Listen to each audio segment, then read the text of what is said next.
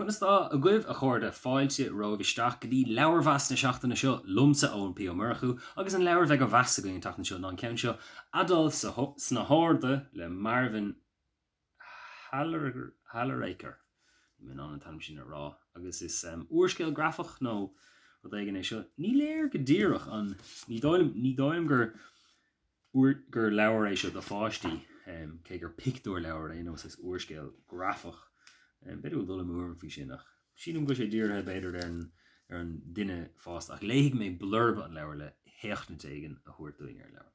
Is dúil de Adolf a bheith cúthal tá cónaí ar leis féin i gréin mhór ar na dugaí ó bhaidin go híthe banan sé lasta as na lunga san ihe seanan sé ar an bhlúgal chorn.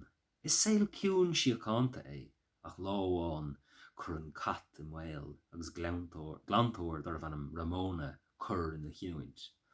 Scéal dríochta faoi achtarí buga agus éachtaí móra.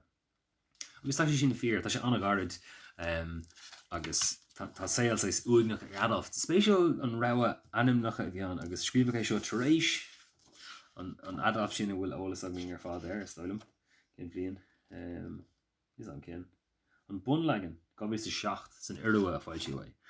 Ach tá picúirí den chréin agus an saoil is uignach atá i gé agus sin é stig sa chréin.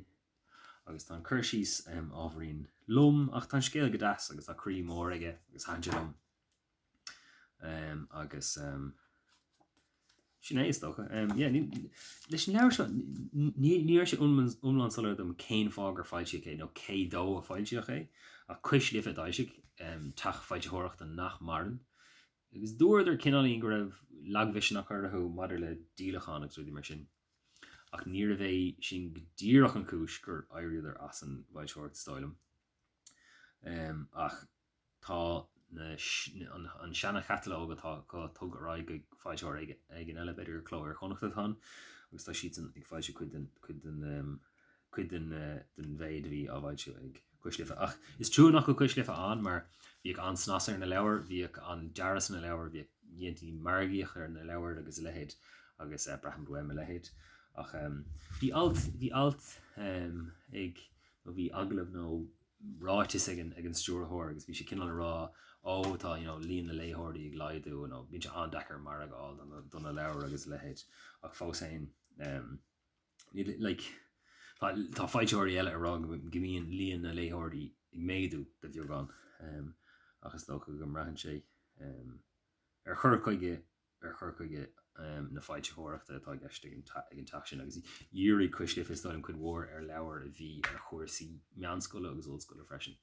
Ach braham duingíos ach an ceann seo Adolf sna hArda anamsáis at leiríonn beag a bhfuil crí mór agus hanan gelam.